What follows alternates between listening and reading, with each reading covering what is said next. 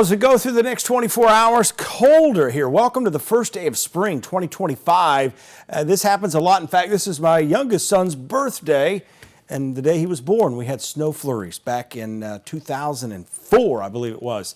Yes, I should know that, Dad.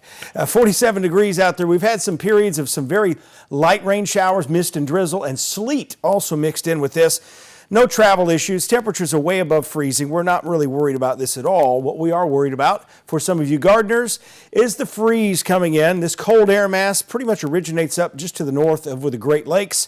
We're under the clouds. That's the main reason it's so much cooler out there too, and that north wind. We'll get through this, and by tomorrow afternoon the sunshine will be back, and we'll be back in the 50s, but this is covering pretty much the entire Tennessee Valley this afternoon, but bright sunshine will follow and a really nice start to the weekend. Quick look at 2:30 tomorrow morning.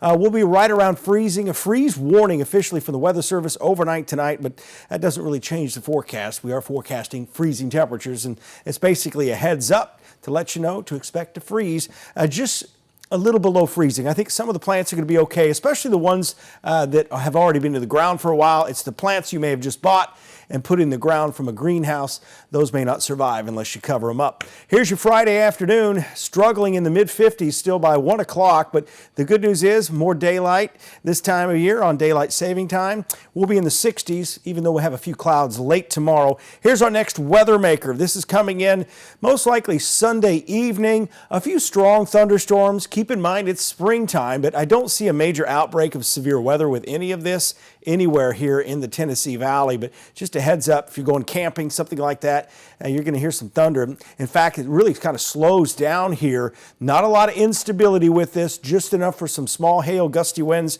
and frequent lightning as it slowly tracks to the east overnight into the early morning hours on Monday. Here's your 10-day forecast, 63 tomorrow, 71 Saturday.